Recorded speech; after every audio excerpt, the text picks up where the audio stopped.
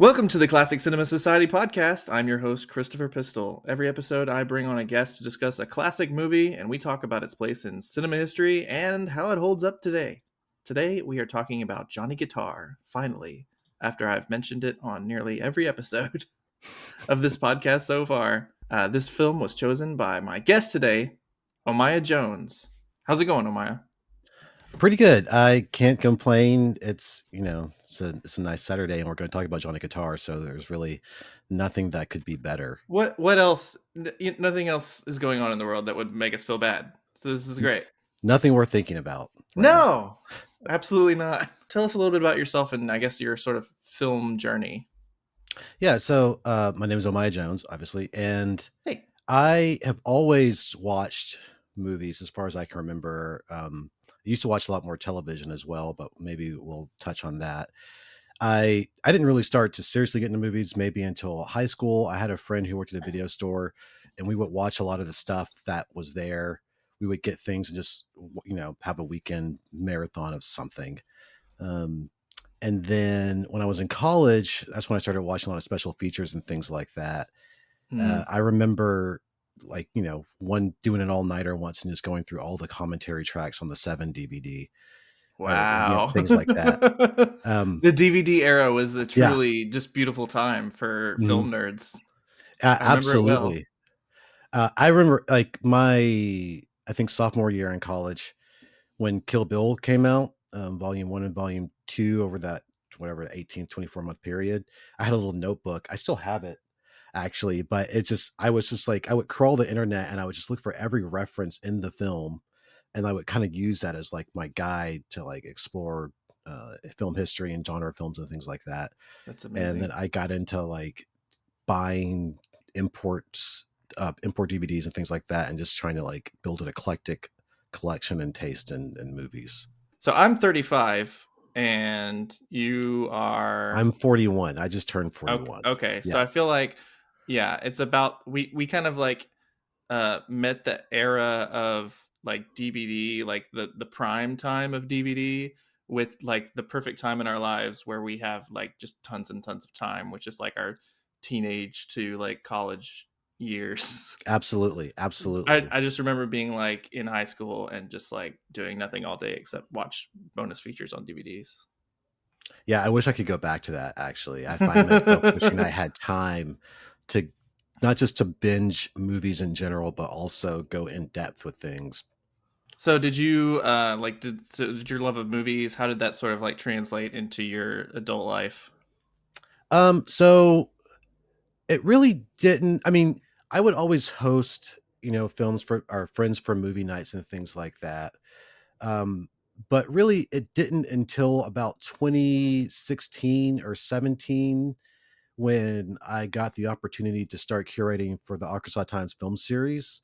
Hmm. In fact, so when you first asked, and I was thinking about what film I wanted to do, one of my first choices was one that it turned out you'd already done, which was In a Lonely Place, and that's because that was the first film that I curated for that series. Hmm. And I'm a big fan of Nicholas Ray and Humphrey Bogart and classic cinema. And then since doing the Arkansas Times film series, which has gone still, we still do that today, and we've been doing that pretty steadily since 2016, or at least Hmm. I've been involved since 2016.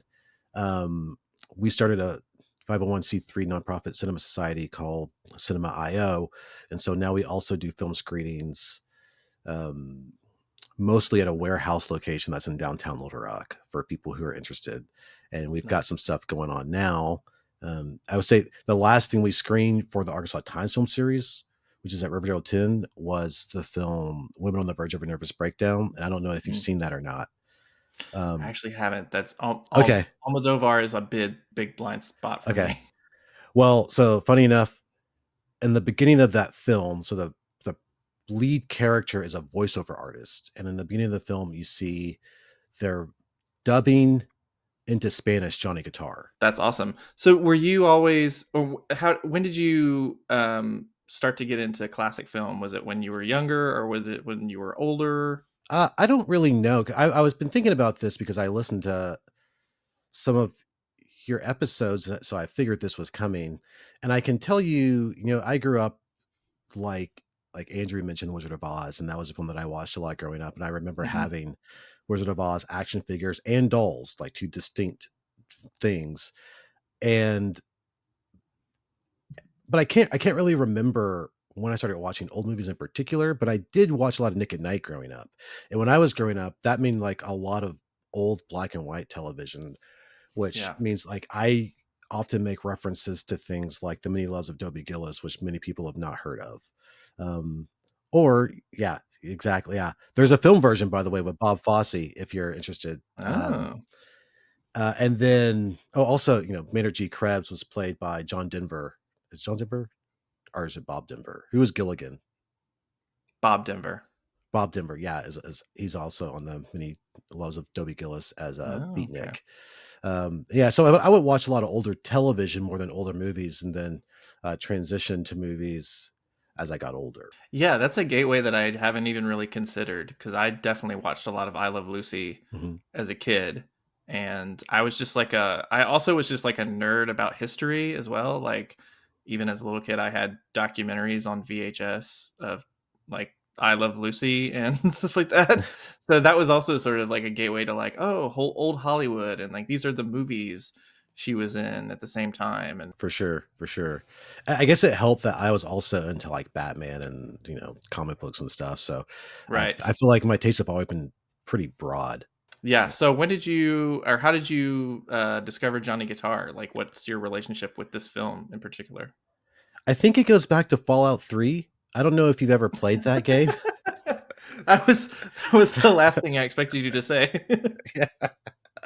Yeah, so I mean, the way I remember is I think in Fallout 3, if you're just running around the wasteland, there's a radio feature, and one of the Mhm. songs that comes on constantly is the song Johnny Guitar. Wow, I And had so no I idea yeah, and that I this think song was that wide reaching.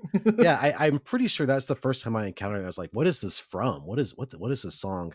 And based off my letterboxed history, I I remember very distinctly, and I don't know if this actually happened this way or if this is something I invented, but I remember beating Fallout 3, and then that night is when they announced that they got Osama bin Laden. Oh, wow. And so I think I logged Johnny Guitar for the first time in May of 2011. Um, Have you been I on think Letterboxd since around that time. 2011? Yeah, it's hard to tell because so when I first got on Letterbox, it was probably around 10 or 11 years ago, Oh, or okay. whenever it first started. It was in beta, and but they had this Wow. feature where you could transfer your Netflix log history that has since been Oh, deactivated, um, because Netflix's API was more open at that time. okay. So it's hard for you to tell when exactly what was logged in Letterbox and what was logged or transferred Mm, over. But a good tell is if there's a star rating, because I don't do star ratings anymore. mhm. So if there's a star rating, there's a good chance that it was a Netflix thing. Yeah, I've only been on Letterboxd since 2017. I say only, that's, 8 years now, That's a but long time. so Johnny Guitar, Hmm.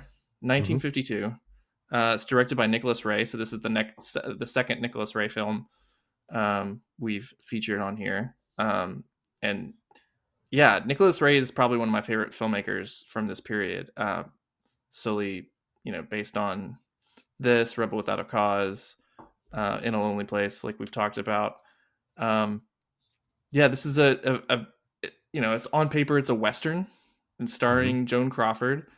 Um, but it's definitely not a conventional western in any in any sense of the word.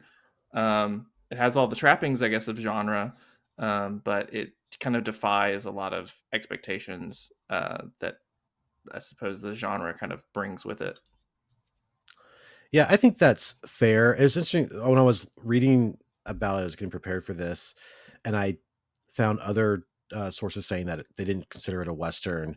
And I was sort of curious about that. And I wonder if that this is related sometimes with genre things to elevate certain films that are maybe within like the context of like horror or whatever, and either refer to as elevated or like not really that thing. Right. Um, but I think I see like a lot of Johnny Guitar. It is different than a lot of westerns in that, you know, like if you think about like a John Ford, you're always thinking about these vistas and like the Hmm. landscapes. Whereas here, everything is very much interior and sort of closed off. Whether it's like you're Yeah. in the saloon setting or even like the town. I think everything is even like in like a mountains, like in a secluded Hmm. valley, so it's sort of cut off from everything. Um, but like Anthony Mann, like is a great director of westerns like Winchester 73 and Far Country, and I think this is Yes. similar to those. And that is like there's a lot of psychology, you know, and I think it makes for a fascinating text. There's like a lot to unpack in it. Yeah, the first line of Roger Ebert's review of this film says Nicholas Ray's Johnny Guitar is surely one of the most blatant psychosexual melodramas ever to disguise itself in that most commodities of genres, the Western. Um, but yeah, I think of that too. Like the first time I saw this, I was not just surprised by, I guess, the story, but also surprised by um, like what we were talking about, like this could almost be a play like within the first like 2 acts or so. Like I was definitely watching it the first time going like, is this whole movie going to be in the saloon? Like I'm digging it, Yeah. but it's very like kind of like playing against the type of, like there's not a lot of action in this movie. I mean, there is definitely in the last act, but it's definitely more sort of character based. um we have Joan Crawford who owns this saloon. She's literally the one wearing the pants in this Mhm. in this movie. Uh, very sort of like defying this, I guess, gender norms of the time. Um, and almost all the men are basically subservient to the two main women characters in this movie. But yes, there's two women in this film, and they lead everything. One who owns a Hmm. saloon, who is at odds. Well, one who owns a saloon, who played by Joan Crawford as Vienna, and then Emma, who's Mercedes McCambridge's character, is like the established town. Matriarch is not the right word, but like there's like an established order in the town, so the two are at odds. Hmm. I think it's interesting that like so you referenced the fact that the Crawford character like is literally wearing the pants in the film, and that I think that was very much the case on the set too. Like Joan Crawford produced the film, she had the rights to the novel, she was the one who took the picture to the studio and got them to hire Nicholas Ray and had them rewrite it so that her character was the main character and not the Sterling Hayden character, Johnny Guitar. And I The title of the film. yes, yeah, well, Like, why and isn't this movie called Vienna? yeah, right. And well, I guess it's probably just because Johnny Guitar.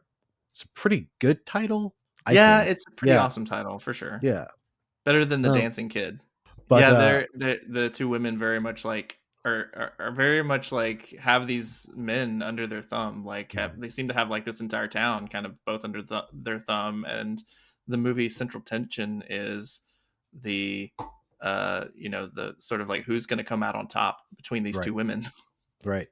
Yeah, and I think it is interesting as you mentioned that Vienna goes through this transition where she starts out wearing pants and then transitions into more feminine fare and ends up back in pants Hmm. again.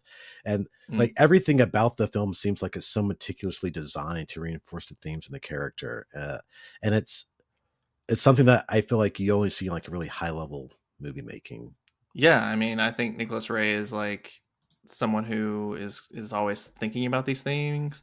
I mean, I don't know a ton about him. I mean, other than he's in the badass eye patch wearing directors Mm, club from the 1950s. But he was definitely someone who was a big example of this sort of auteur mm. theory when this film is kind of getting appraised in the 1970s, mostly by European critics and writers who are using this as an example of a filmmaker sort of making a statement with all their directing decisions. Um, Yeah, have you read the Truffaut quote? There's a line in one of his reviews for the film where he says, "Nick Ray is an auteur and Nick Ray is an auteur in our sense of the word. All his films tell the same story: the story of a violent man who wants to stop being violent, and his relationship with the woman who has more moral strength than himself. For Ray's hero is invariably a man lashing out, weak, a child man when he is not simply a child. There is always moral solitude. There are always hunters, sometimes lynchers. Those who have seen the films I have just mentioned could multiply and enrich parallels by themselves. The others will just have to trust me, and and that will be their little punishment. Um, yeah, I don't. I think it's interesting, like the way the French New Wave guys, and I think you referenced this in A Lonely Place when Wenders are Nicholas Ray was sort of taken in by like Wim Wenders, and he's in a couple of his films, and um, those guys all saw something in him and appreciate him in a way that the Hollywood studio didn't seem to in the later stage of his career. Right. Yeah, well, they're kind of looking at the bottom line, I think, Yeah. as well. And I think this film also, when it was kind of released in America, it was kind of confusing to people who just expected it to be kind of another Western. Um, and even Joan Crawford kind of dismissed this film. And apparently, Nicholas Ray dismissed this film too, which is surprising to me. Um, I'm not really sure why, but Joan Crawford apparently like wasn't big on auteur theory. Uh, which kind of makes sense. Her Yeah. kind of like growing up in the Hollywood studio system, um, to But where the also thinking is kind of antithetical. yeah, I also think from her perspective though, she was the driving force behind a lot of the creative decisions of this particular film. And I think this Good is point. where it's interesting to talk about how like where auteur theory in its earliest form meets practical realities of a film set where there's so much going on. And while sure the director is still the director, there there can often be uh, a lot of cooks, you know. Hmm. Um, Sure. and so like I wonder like how do you properly disambiguate or disentangle all of that. I know like a lot of times with auteur theory now it's expanded so that it can include a writer like Hmm. uh, uh, Aaron Sorkin or somebody, or it can like you can look at a film that Yeah. have more than one driving creative force. Um, so Yeah. like a Absolutely. producer, a writer, and then also like with classic Hollywood cinema, like auteur theory. If you're an auteurist and you believe that all films have some sort of individual soul driving force, and you're looking Hmm. at classic Hollywood's like something like The Wizard of Oz, then it's not the director who you would credit for that. It would be the producer who, and like they would shuffle directors around on different projects, which is why I think Wizard of Oz and Gone with the Wind each have two or three directors credited for different sequences. Yeah, Nicholas Ray, I think, is an interesting example because you can both like use him as an example of auteur theory, but you can also pinpoint things in between multiple of his films that sort of breaks that down. Like In a Lonely Place is definitely, you can definitely like come at that more as like a you know film noir, or look at that through the lens of Bogart cinema. And like we said with this film in particular, Joan Crawford is uh, in a lot of ways responsible for many of the creative decisions, and probably a lot of the some of the dialogue. It sounds like something that she would have written herself. um, like it comes out of that sort of like Mildred Pierce like mindset, I think, or Mhm. how and she's wanting to be perceived, or her own struggle is wanting to get it come across. Do you want to talk about the writing? I mean, I don't know a ton about the writing, but I think it's interesting because so like there were several Yeah. themes throughout this film, right? There's like the feminist Hmm. angle, there's The Blacklist. the blacklist, and so like this film, the credited screenwriter was so the credited screenwriter is this guy named Philip Jordan, who apparently during the blacklist period would lend his name, like he was a real person, he would lend his name to blacklisted screenwriters, and they would give him credit for their scripts in exchange, and that way they could continue to work. Mm-hmm. um but there was someone else named Ben Maddow who claimed to have written the script, but we know like Jordan was on the set and like rewriting scenes like for them. Mm. So there's like some debate over like I guess how much credit each one should get, or who wrote what. But Yeah. yeah, but I know I'm they sure like a lot they of this is coming out in the 70s too when this film was getting reappraised because I can't imagine too many people were clamoring over credit Mhm. once this came out. Yeah. Yeah, it's just like yeah, like you talk about the 70s, like on one of the special features on the Olive Disc, they're making the point that in the 70s it was reappraised by feminists because during the movement they were going back and looking at classical Hollywood films and looking for films that they could um um what's the word? Project Yeah, a sure. feminist You reading project onto. onto yeah. Yeah, and like Johnny Guitar was one of those where Mhm, you have this woman who it is strongly implied, if not outright stated, that she was some kind of sex worker and mhm. saved all of her money to like buy this piece of property of her own. And then like that is the thing that puts her at odds with the people in this town. Yeah, but at the same time, it's not like, it's not a super progressive message in the Mhm. sense that, like, nobody is coming together for the good of the sex or the good of the gender. It's almost an exploitation film in how these, on how, like, these people are wanting to kill each other and, and take each other down Yeah. and get theirs. Yeah. There's like there's I feel like there's like a class critique more than anything, right? Like Mhm. it's the established people of the town who have been there for generations. And Vienna has this location, which is prime real estate, because she knows the railroad's going to come through and that is going to cause the town to boom. And that's like common trope in certain westerns, right? Like Once Upon a Time in the West is all about the completion of the railroad Yeah. and like the business that that's going to bring. Um, and so like it's almost like how dare this person try to elevate themselves out of their social standing. Yeah, and it's a ridiculous uh, saloon as well. I mean, is that wall? What is that wall made out of? Adobe? Is that supposed to be Adobe? Well, I think This, it's like it looks like it's built in the side of a cave, that's what I right? was Like thinking too. But I yeah. mean, you see the exterior, and it doesn't look like there's like Yeah. cave. I guess I Well, don't there's know. like well, there might be like a cave in the back, right? So like there's Okay, this front part that's all built, and then the back maybe there's a cave, and there's also some sort of tunnel complex, right? Because in the right, right. towards Once the it gets yeah, on fire, they kind of like end up there at some point where her dress catches on fire. right. I mean, I love that set. I mean, Yeah, it's I amazing. like it's like I love like when you first see her, she's like on the stairs and she's towering over everybody, and then we see her walk down the stairs. There's this great chandelier that you have to like lower to light all the candles and lift up, like with Hmm. this chain. Um, like everything about this world, I think, is fascinating. Um, Even like the dancing kids hidden fortress or whatever behind like the secret waterfall that nobody knows there's a path back there except for Hmm. these outlaws. Like the whole thing is fascinating, and like the cast too, like Ernest Borgnine is in it, who I love. Yeah. um Mercedes McCambridge, who you talked about, and her, she's like the voice from The Exorcist of the demon, right?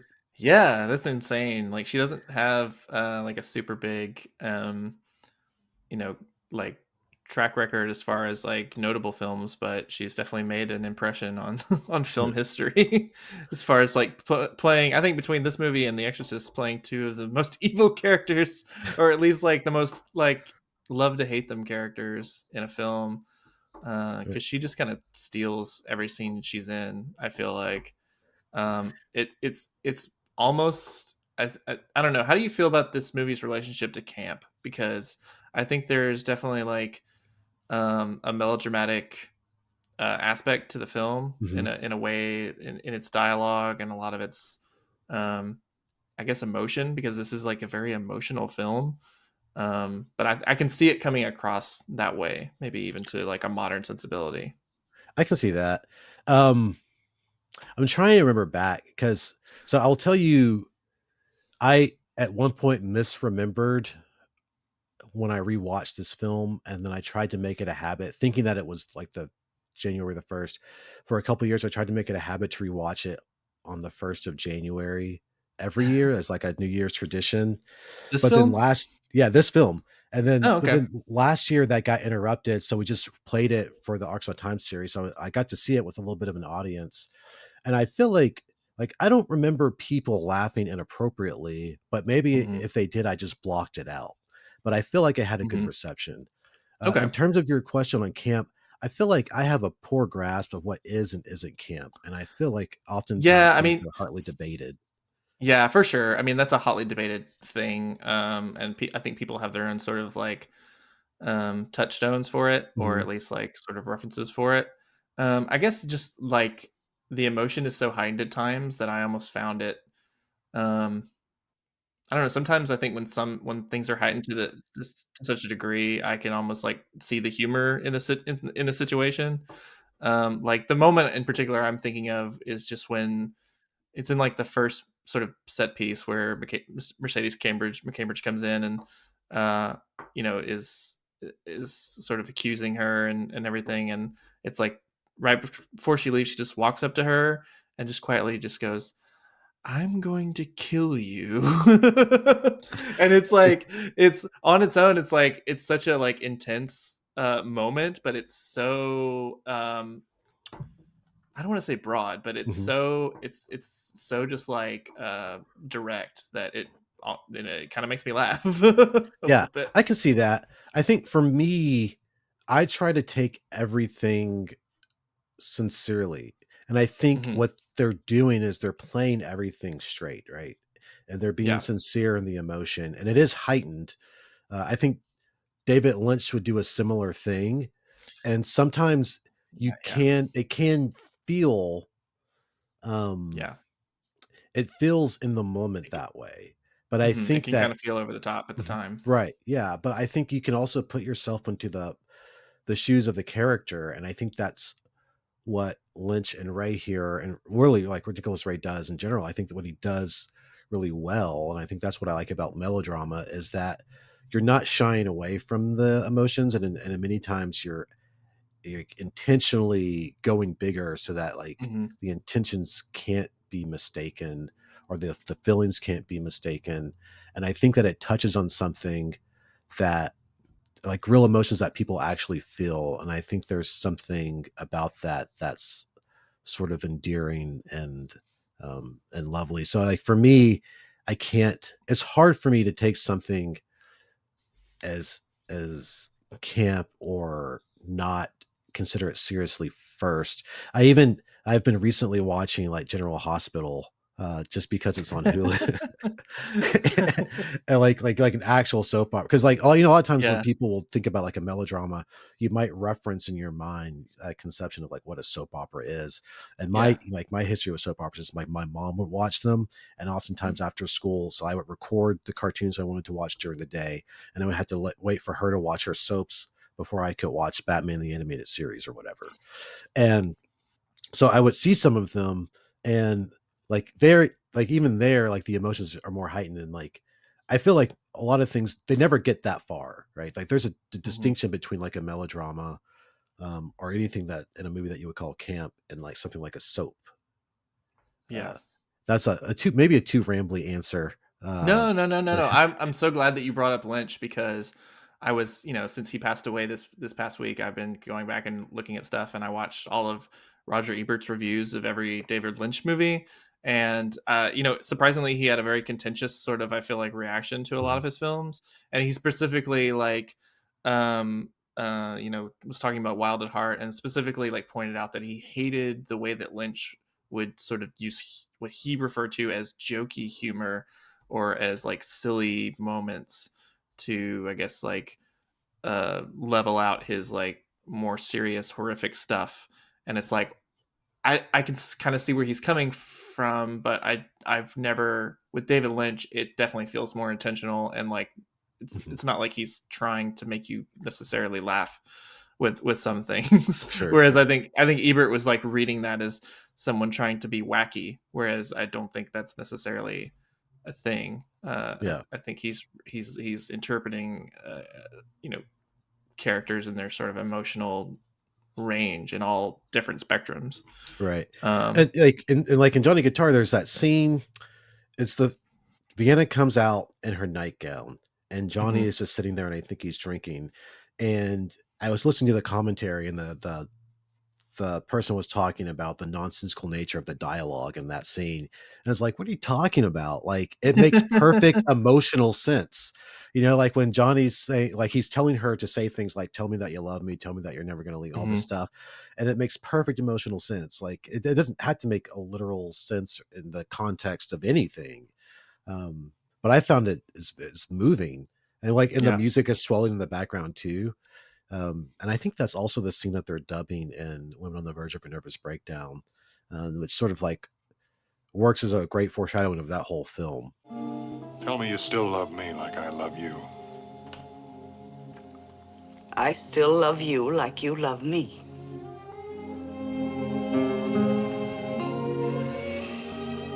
Thanks. Thanks a lot. Stop feeling so sorry for yourself. You think you had it rough. I didn't find this place. I had to build it. How do you think I was able to do that? I don't want to know. But I want you to know.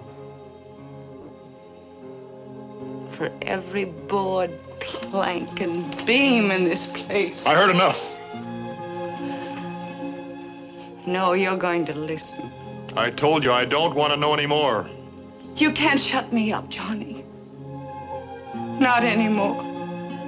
I also consider these things as I kind of talk to other people who don't have don't have really any relationship to older movies, because I feel like a lot of the sort of default assumptions are that they are um, like either boring or out of touch or um, cheesy Mhm. is a word like thrown around a lot. And I like to argue that I don't think that's the case a lot of the times, especially with films like this. But also that we also just don't we usually don't come at a piece of media with sort of the um,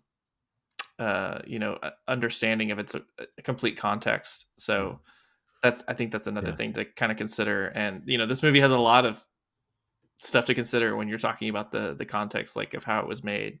Um, absolutely. I I mean, think, the scene that definitely like holds up, and I feel like is one of the strongest, is sort of Mercedes Cambridge's monologue, which is usually like quoted a lot as like an example of like really drawing parallels to the Blacklist, when she's talking to the posse and she's like trying to like rile them up and explain to them why that coming to the railroad coming is going to destroy all their lives, and really just kind of seeding that fear, seeding that hatred. I think that scene is extremely powerful. but no, Mhm. that that scene, that whole thing, like, it all sort of leads into like the McCarthyist reading too, right? Like, this is a Right. film that was potentially written by someone who was blacklisted. Sterling Hayden is somebody who did speak to he like outed people who were, like a lot of people that outed people to the committee were outing people who had already been identified as potential communists. But that, I think, aided Sterling Hayden for the rest of his life, presumably. I don't want to read too much into it, but Mm. he is by all accounts an alcoholic. I don't know. There's a film, it's a documentary called Pharaohs of Chaos, which when I saw it, it was on Mubi, and it was one of the first things that I saw on Mubi. But it's just, after starting Hayden had retired from acting, he kind of sailed around on his boat and drank. Mhm. And he said something like, "I'm pretty happy. I don't know why. I don't know why I drink." And I like, so I wonder, like, to what extent like these experiences sort of led to this lifelong feeling of some kind of guilt, but I want to be careful about psychoanalyzing people who I've never met. Um, Right. but these are all people that had direct experience with that. And I think that speech is like crystallizing. You'd better lay off him, kid. I wouldn't hurt him. I wasn't thinking of you hurting him. What do you mean he might shoot himself in the leg trying to draw? No. But if I were you, I wouldn't fool around with Johnny Logan.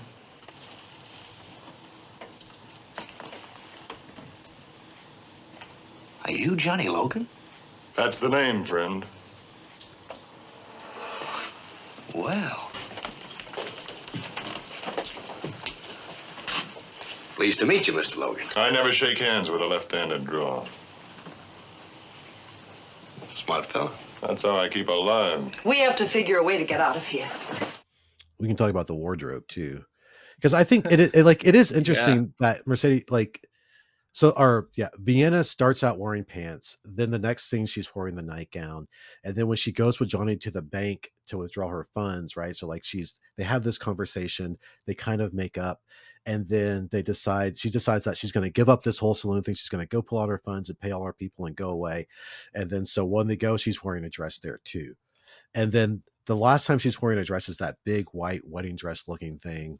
And then that gets caught on fire and never again will she ever put on a dress. It's like she's like the dream of Literally burns. projecting. Yes, yeah, like right, like she starts out as this figure that really she's a woman in a man's world who wants to project masculinity as a way to protect what's hers, and then she entertains this fantasy of giving that up, and then it's burned. It goes set on fire, and then she ends up, you know, every man in the film has some fascination with Vienna.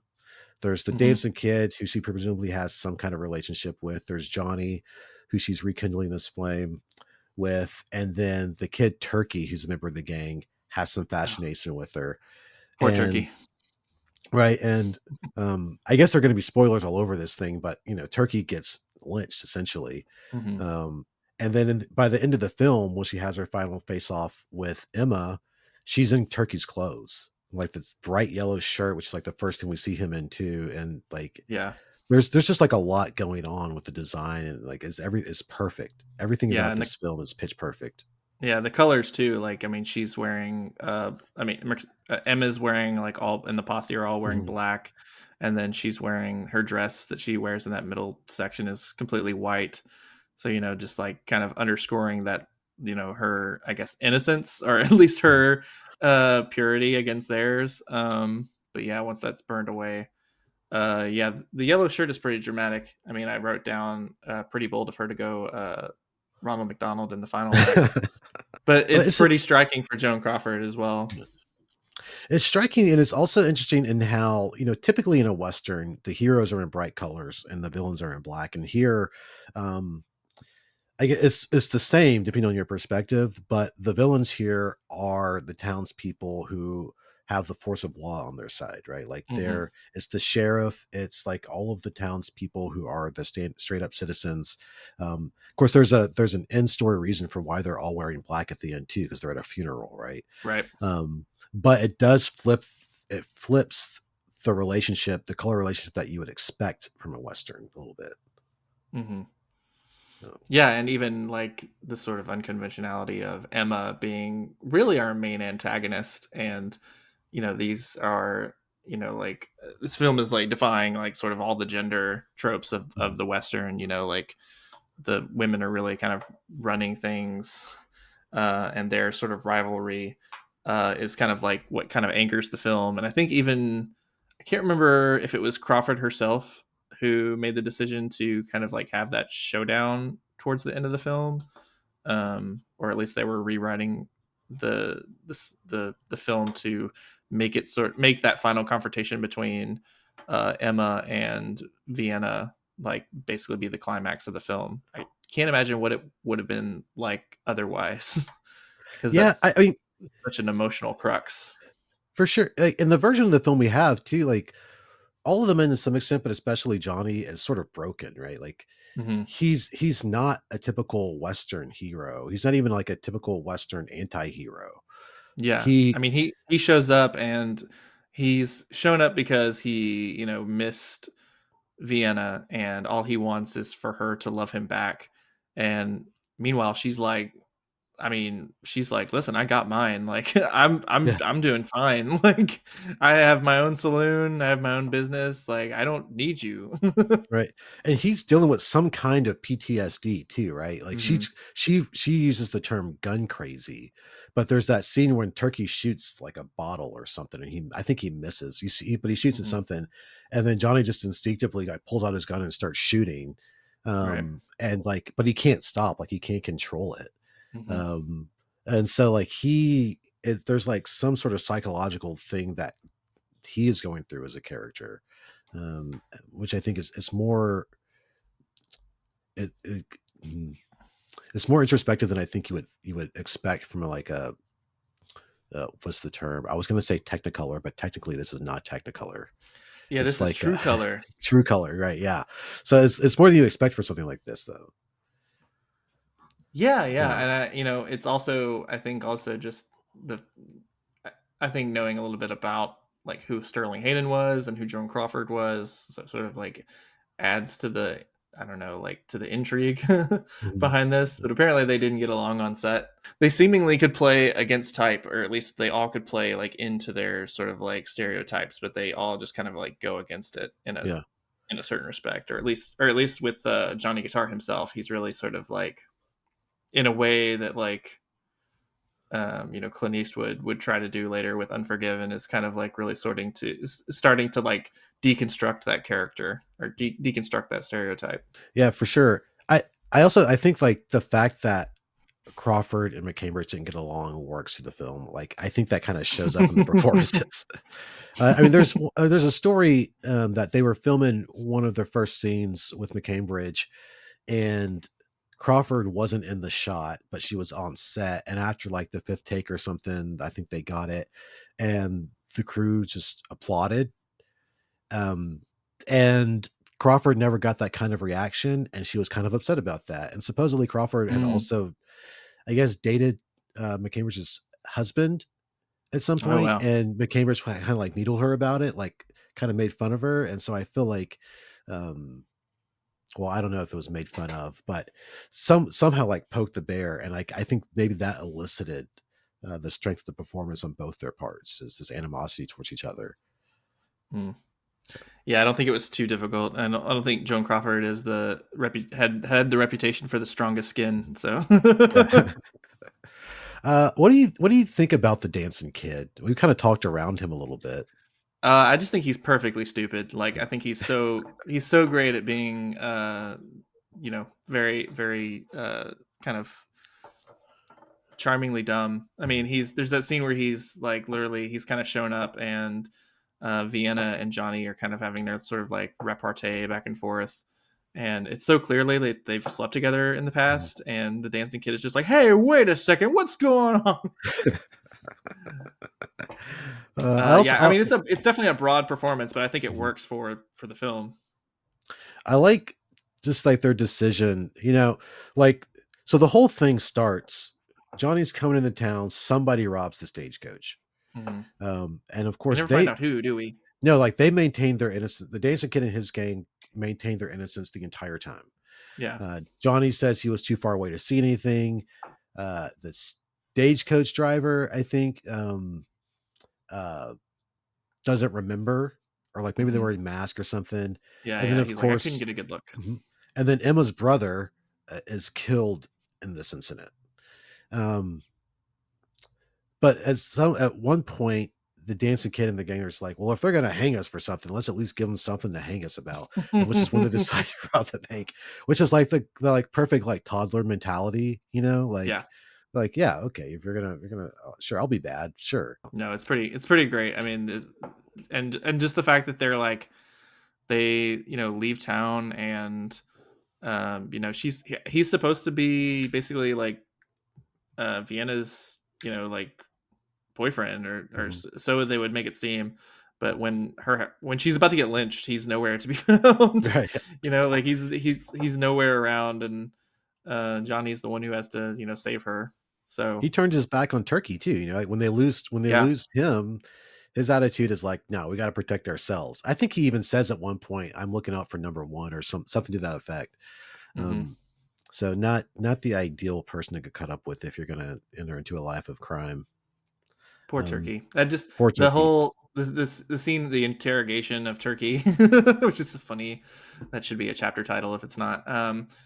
That scene just where they're interrogating him, just like it made me think of another Nicholas Ray film, like Rebel Without a Cause, where it's just sort of this like um, feeling of youth who are don't really have a place, and are just like kind of victims of the scenarios that they're put into, I Yeah. guess.